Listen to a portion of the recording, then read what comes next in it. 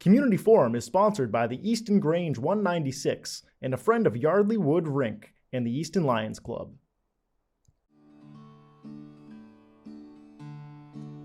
There's a storm across the valley, the clouds are rolling in. The afternoon is heavy on your shoulders. There's a truck out on the 4-lane, a mile or more away. The whining of his wheels just makes it colder. Welcome to Community Forum. Today is January 11th, 2024.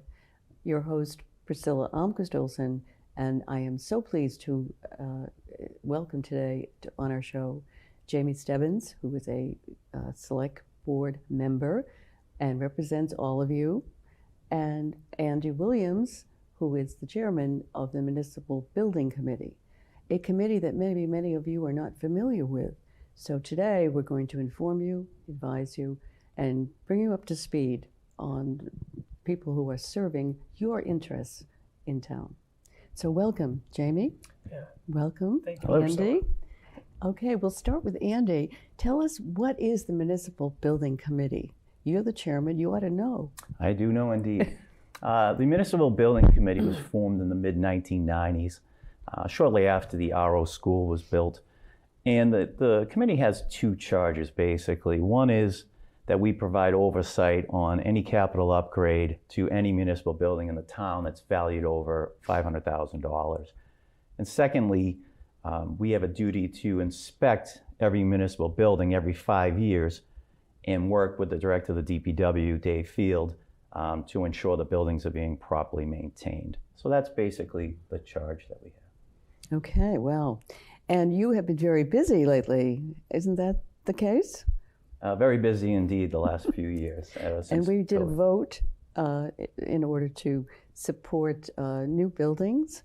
And so 3 new buildings, and you have now a gigantic task to oversee those buildings. So tell me, Jamie, what is the name of the website that people should go to in order to inform themselves of what's going on? Yeah, that's eastonpsw.com, and it is Public Safety and Works, shortened, right? Public Safety and Public Works, but it's eastonpsw.com, and you'll hear us refer to the project moving forward as the Public Safety and Public Works project. So you're right, following the debt exclusion on November 4th, when the community voted in support of moving forward with the project, Andy hasn't stopped. and really, I'm excited to have Andy here because he is a subject matter expert. He is an engineer.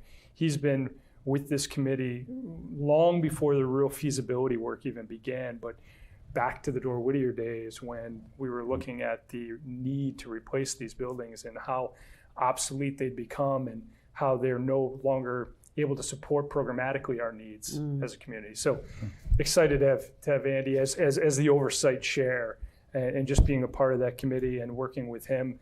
And we'll talk a little bit about what that looks like over the next year. Right, so thank you for reminding me. You are the select board's representative on that committee. And I know you have spoken about Andy with much praise and admiration in the past. Oh, good to hear. You're not blushing yet, no. But tell us a little bit about the task before you. Sure. As Jamie said, sometimes people don't understand how much background went into the project. And so back in 2014, the town commissioned an architectural firm, Dora Whittier, to basically assess all the buildings in the town and their condition and repair versus replace, things such as that. It was a 900-page document, so it was some light reading, as I like to joke, but I did read the whole thing.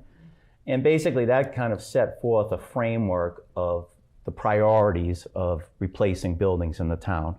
So obviously we know the success of the Blanche Ames School project.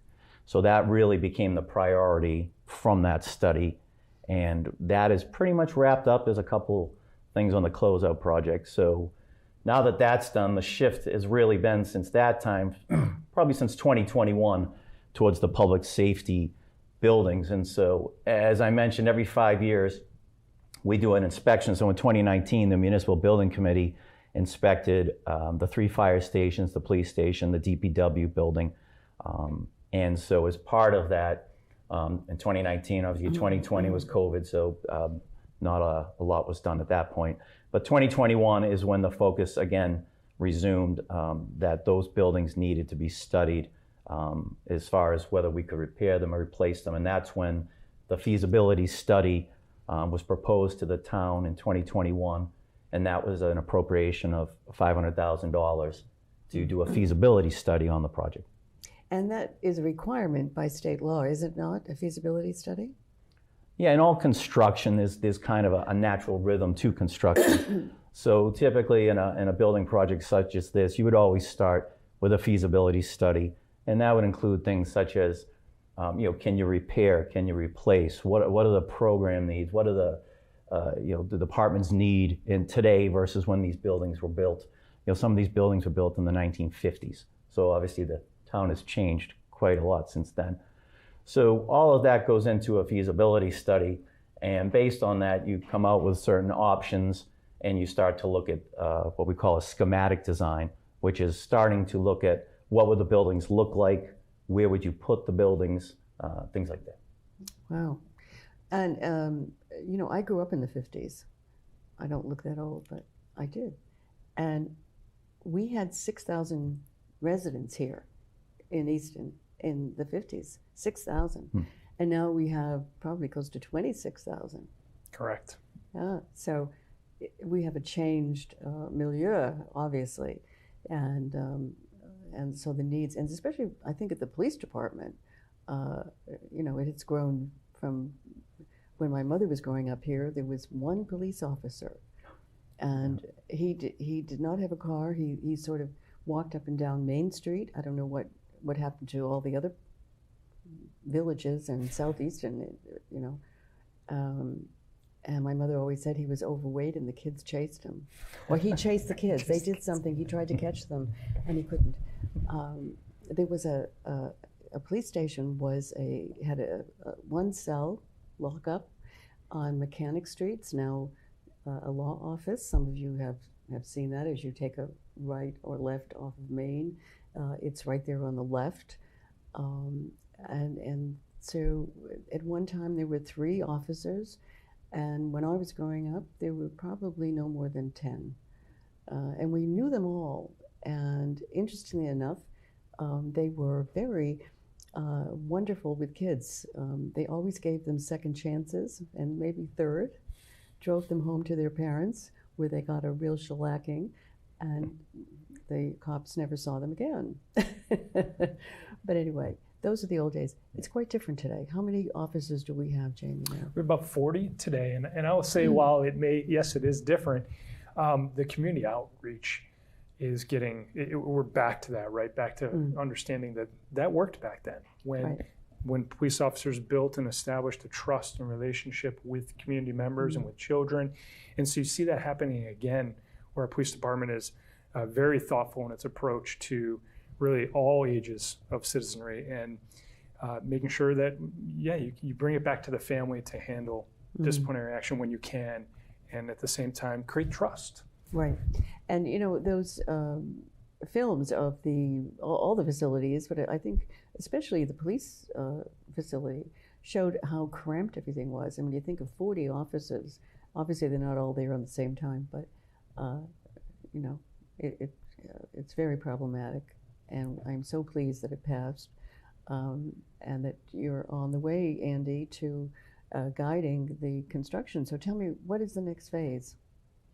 So right now, after the approval, the debt exclusion approval, we're moving into what's called design development. So you saw the renderings that were at the special town meeting, and the footprints and the sites. And so now really in design development, you're just fine tuning a lot of those details. And so the town, we have a bi-weekly meeting, and that's attended by our owner's project manager. We call them OPM. That's someone that the town relies on to help us manage the project from our side. Our board is all volunteers.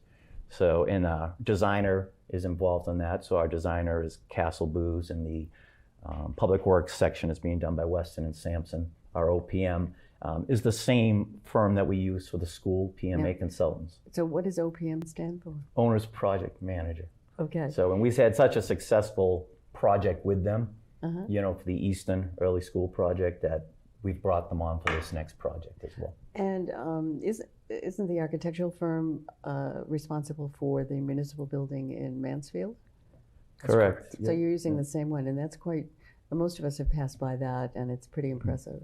And that's a good point, Priscilla, because when we, as a committee, you know, we looked at what we had, the existing conditions in all these buildings from a, you know, a technical standpoint, architectural standpoint. But really what was eye-opening to me is in the summer of 2022, we did a tour of the Mansfield facility. So we were there with the chiefs and the director of the DPW, and that was eye-opening. And I think, you know, for me personally, that's what really, you know, made it very obvious what we lacked here as a town. And so again, Castle Booz was the architect there. We talked to them, they were very pleased with their work as the designer. So it just made sense to, you know, go with something that we know worked. So what's the time frame do you expect? I'm going to lay that out. Sure. Yeah. So as Andy mentioned, we're in that design development phase right now, and then there will be estimating that goes on, and at each phase, they'll come back to the Municipal Buildings Committee, and we'll essentially approve the estimates if there's any value engineering that needs to take place. We're constantly watching that budget, and much like Blanche Ames and the success we had there, the hope is to come in under the budget that we've put forward to the community. So then we go from there into what we call construction design phase, and you have an 80% construction design phase and then a 100% construction design phase. That the 80% kicks off in late May and basically concludes in early September. And then the 100% design phase will pick up after that. And again, with our approval along the way and several other, we still have to go through environmental and planning and zoning. That'll actually all happen in June and July. Wow. And then the 100% will wrap up by the end of November. And then we go out to bid. So now you've got the approved construction design at 100%. It's been stamped by this committee. And then we go out and seek the appropriate contractors and builder. Wow. So we can see hopefully construction being started in late fall? It would actually be in the spring of 2025 with the intended conclusion by the spring of 2027. So we hope to have a shovel in the ground maybe by March 2025 once all the bids have come in and we've reviewed them all. And we've also vetted. So what happens is after that, I'll back up a little bit, but in November, so call it November 29th, that's when the 100% construction design documents are required to be. 2024. This year. Yep. Right. And then what we do is we send out you put the bids. RFP or the request for proposal out, and then we take a couple months to vet the suitors, the folks that come back in, and then ultimately choose the one best for the project. So we might have a completed police station, fire station, and GPW building by the end of 2025. Is that no, a possibility? so then it would be 2027. Oh, okay. You're looking at about 2 years. About a 2-year window of construction. Okay, so which building is going to be built first? So we're actually, you're talking about 3, but the fire substation on Main Street, so you have 2 separate construction locations, right? Okay, You have the Main Street across from Hilliard's, which is where the fire substation will go, and then the main headquarters for police and fire at 524 Depot Street with the DPW in the back. Right. The hope is to really, we are looking at one other, there's an estimate review that will be part of here soon, looking at do we split the project between 2 different builders, have one handle Main Street and then the other handle 524 Depot, or do you go with one larger builder that can handle and possibly reap the benefits of more economies of scale to have them manage both? And then the idea would be to kind of break ground simultaneously, so we wouldn't do one at a time. No, okay. Now there have been some complaints about removing the police station, particularly from the school area, because of well, it can happen anywhere, but school shootings and so forth, and the proximity of the police to the school buildings might really deter any such event. How do you counter that?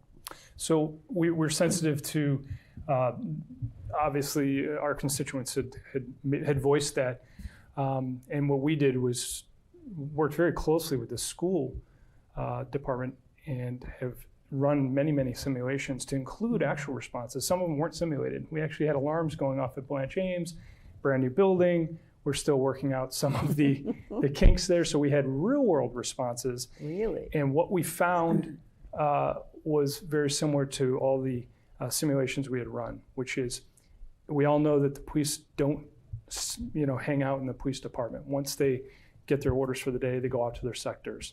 And each time, the first patrol on scene was from one of the sectors, responding in.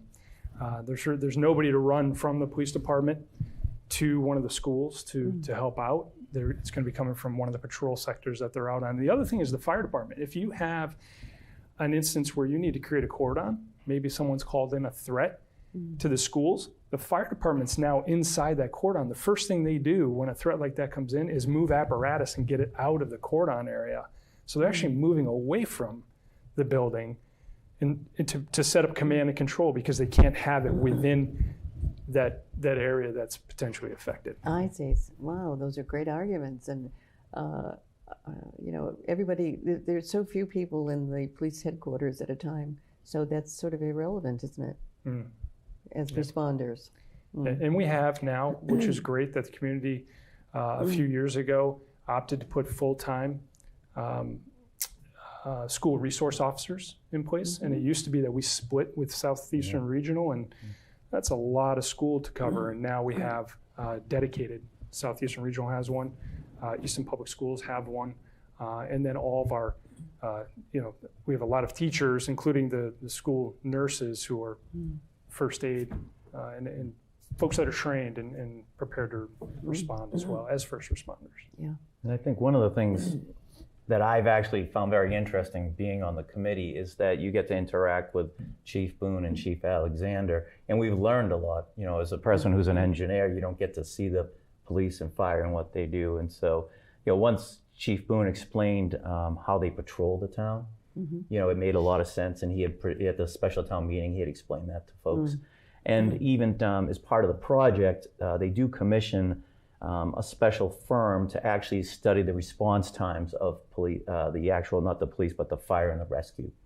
So it was really a lot of a learning experience. And a lot of that is on the meeting minutes and the presentations on the town website about how we're actually going to improve response for the fire and rescue based on a 2-station model versus when we were looking at in the present day 3-station model.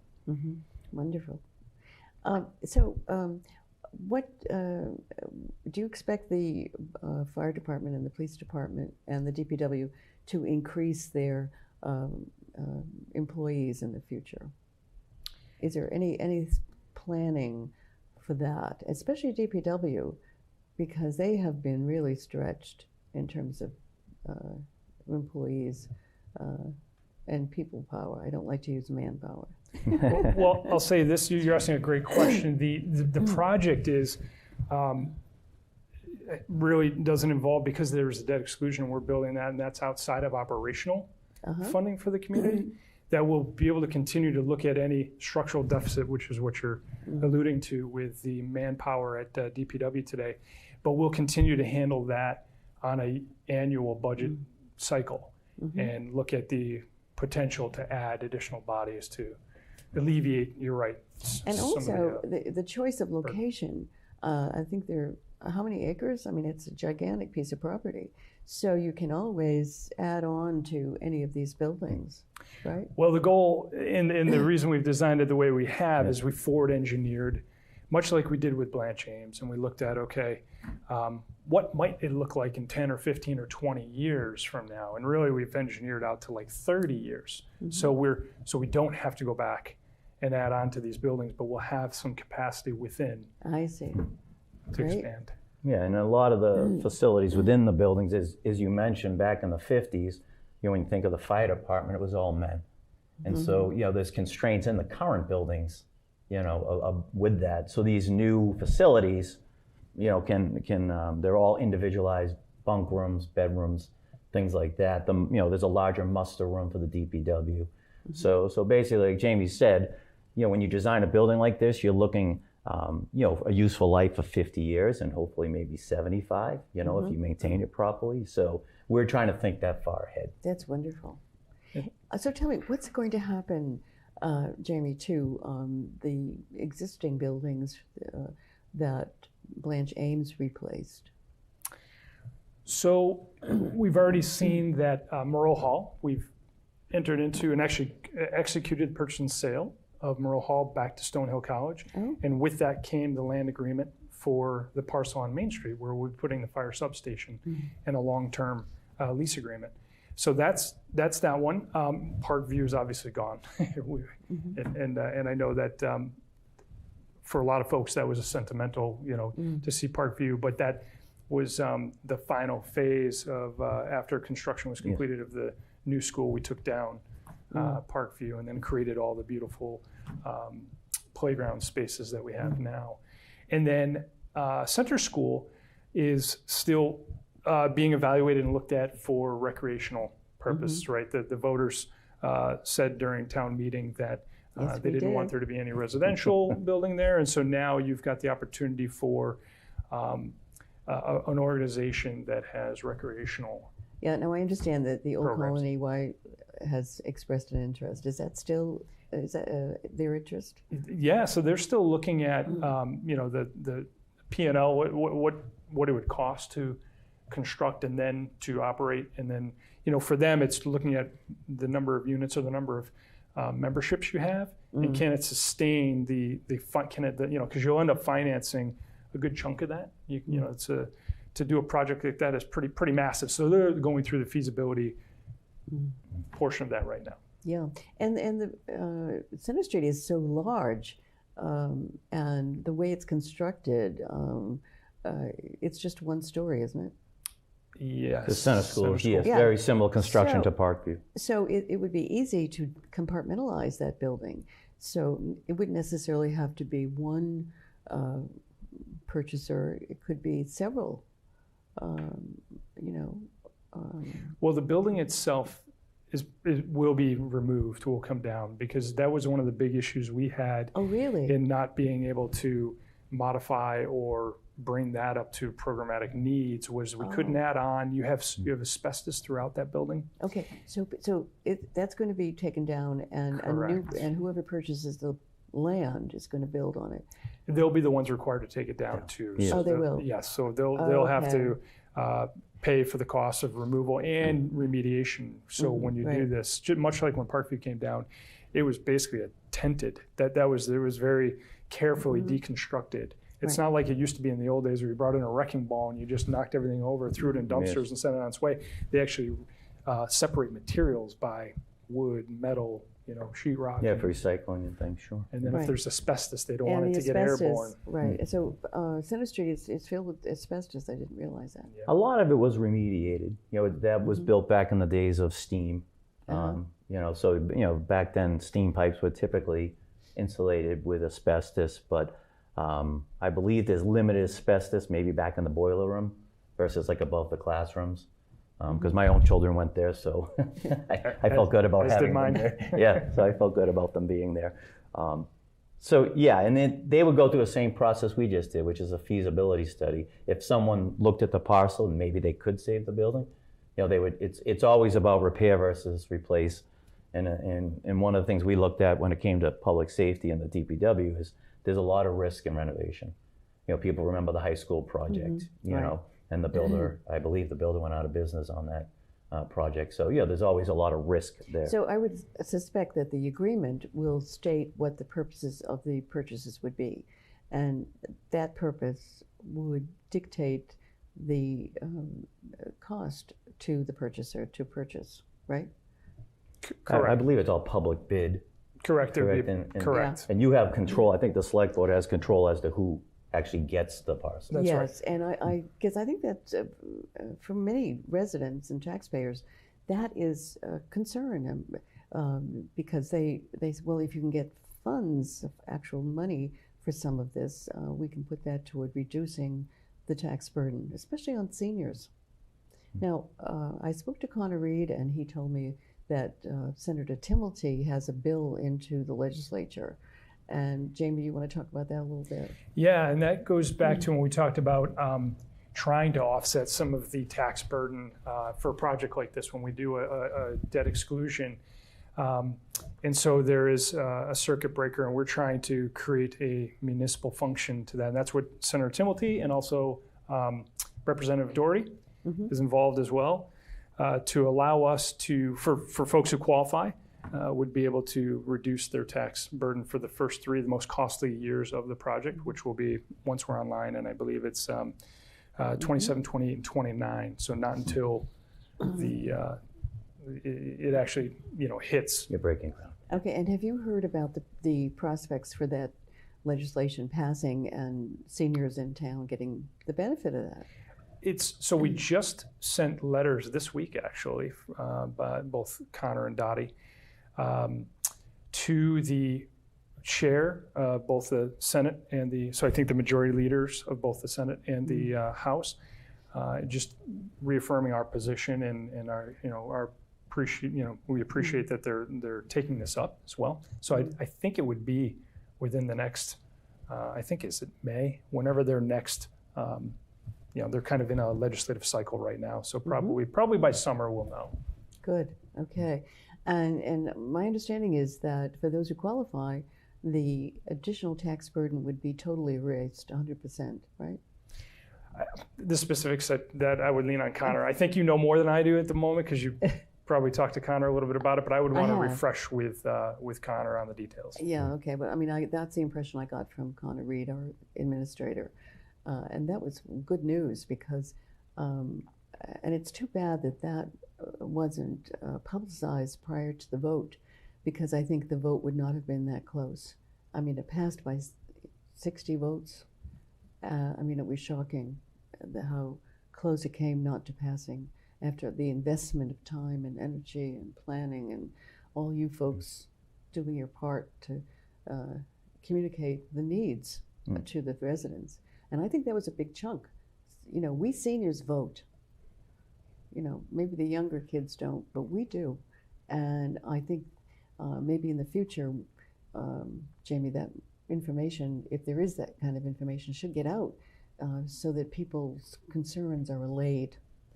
Yeah, and while we did, we shared with folks that we were working on this because it wasn't something. Yeah. Okay. Yeah, I never saw it. Yeah. Yep. Yeah. Out on the website too, eastonpsw.com. There's information out there. But it's also one of those things that you're working on. So you don't want to go out there and promise the world, and you're managing expectations too. That I'm confident in our legislators that will come up with, Well, I know both Senator Timilty and Representative Doherty work tirelessly for our community, and they're involved. I know both of them have come to many of the cultural events that we have. They're always there to support and promote, and I think we're really well represented. So fingers crossed on that too. Yeah, and the glass for me is half full when you look at the vote. I know, yes, it was close, but you know what? That gives us an opportunity to continue to share with people the benefits that we as a community are going to reap through this project. The cost avoidance of not carrying these buildings, which were long, exceeded their life expectancies, and they're no longer meeting programmatic needs. So now we continue to share the benefits while we work to tighten the design. We hear what they're saying. As a municipal building committee, when we saw that close vote, we understand that it's our job to deliver this project under budget and on time. Just like we did with the Blanchard School through that. I like those words, under budget. And on time is important too. And I'm sure you do too. We do. Yeah. I look forward to when these buildings are up and running and interviewing Chief Boone and Chief Alexander and David Field to see, how the benefits have played out for the residents, and perhaps interview some people who reside in town who have really benefited from those three institutions. Response time, for example, is going to be quicker. And how does that impact this citizen who has a real emergency? And maybe we can get some of those people and help build up the confidence that we need for future trust. I agree. And think about the benefit to the community of increasing the pool for potential candidates to become part of our police, fire, or DPW. When you see, a Mansfield facility, and we've talked about this before, if you hold all things equal, someone's going to prefer to go work in a space like that, in a community that reinvests in itself like that. So we're going to reap those benefits of hiring better candidates, maintaining, so we try to recruit the best, but now you'll have better retention rates. Yes, what a good point. Yeah. I hadn't thought of that. And safety too, when the DPW, when we walk through there, you see how constrained they are in a tight space. You think of, and then we went to Mansfield and we saw, how much more space they have, and safety can be a concern sometimes with things like that. When the floor gets wet or it ices over, because one of the things is they can't have certain floor drains and truck wash stations where they are presently because they have no sewer on Center Street. So that was one of the big deciding factors of going to the Gill property. Was that we can open up a lot more, say for the DPW, because now we'll tie into the sewer that goes down to Five Corners. So that's so interesting because it took a while to get the sewer at the Five Corners. That's right. And so now that's opened up more opportunities. More commercial opportunities. Well, commercial we always knew. Yeah. But to think about what it's doing for the public. DPW, but the fire, police, And it was good foresight, because obviously the town bought the property, from Joe Gill back, I believe, in 2015. Yeah. And they specifically set aside 10 or 11 acres for municipal use. Everything else, I believe, was CPA money. And so, again, that's the type of planning. I think sometimes before I got involved in this, you don't see that it's a, 8-10 year process to make these things happen. Yeah. That's right. It's all going forward. Yeah. That's right. So, hopefully, Jamie, the tax rate for residents will go down once that 20% commercial level is met. Yeah, and we continue to kind of adjust that too, right? Where for a long time they were in parity, our commercial and our residential tax rates, and now that's shifting. We've begun to, leverage a little bit more of our commercial opportunities, and I'm excited, and I thank Andy for also bringing up the great work of Chief Boone, Chief Alexander, Dave Field, Connor Reed, and just say one other thing about a revenue source for the fire component is that we've begun to fix apparatuses of other communities. We have a maintenance an individual that works, I think, under the DPW. I forget if he's fire. I think he might be fire, actually. Fire, but works out of the DPW facility. Yeah. Now that we're going to have a facility where we won't be limited as to the size of these vehicles that can be repaired. We're getting calls from communities all over asking us, because the cost to repair these vehicles has gotten exorbitant. Now we're providing a cost-effective way to do that in-house and creating a revenue source by fixing and repairing other communities' vehicles. Yeah, there'll be bays at the DPW that can actually handle engines and ladder trucks. We saw that again demonstrated at Mansfield. They showed us what they can do there. So, it is going to open up some opportunities, and everything can be brought in. And really, when we looked at it, as engineers, we strive for efficiency. And so that's why we really came down to 2 sites, and basically 3 buildings. That's about as efficient as you can.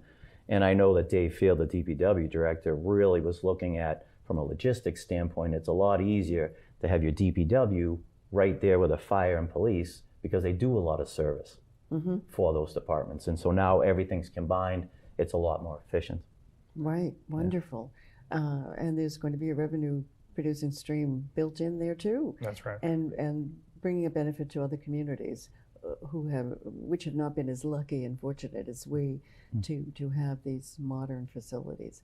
So the future looks really great. Yeah, and the last piece is safety. Thank you for bringing that up as well, is that we do not want our folks in harm's way when they come back to their facilities, and by, no longer going back to a DPW where there are, the risks of, over just too much material, too much inventory, too much equipment trying to be stored in too small spaces. potential slip hazards. We're asking these folks to be in harm's way every time we get a storm, and we know we get storms more and more frequently now. We've got another one coming down on us here Friday into Saturday, and we've had several the last couple of weeks. We're asking them to be in harm's way based on the jobs they do. We want them to come back to safe facilities, and including fire, right, when it comes to mitigating any of the, having the proper what's the low pressure, talking about. There's a big issue in the firefighting community about occupational cancers. And they've learned a lot more in the last 10, 20 years. And the numbers are really scary when these are things we cleaning the learn equipment of carcinogens and having negative pressures. The Correct, like a bunker room that has negative pressure. So there's a lot of safety features for the actual employees that you just couldn't even consider in the current building. And of course, that's avoiding some type of litigation too. I mean, if an employee gets hurt because of a hazard that exists on the property and which hasn't been remediated, they can sue, and that's going to cost the town. And just our workman comp, right? Yeah, workers' comp would be the big insurance concern. rates. Sure. Yeah, your insurance rates. Right, So- exactly. And then also the other thing, I again, when you see what other towns have, is from the police side, the privacy that this will have for people. If you have victims of certain crimes, the way they have to handle people within the police department now, is just very antiquated.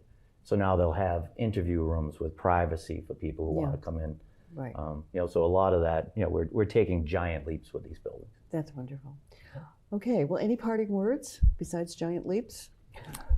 I'll say that thank you again to the community for the support, and we look forward to, again, the transparency, just like we did with the Blanche Ames project, where our group, not only with the website and outreach, but any one of us is available to talk about any phase that we're in with design, construction design, estimating, proving.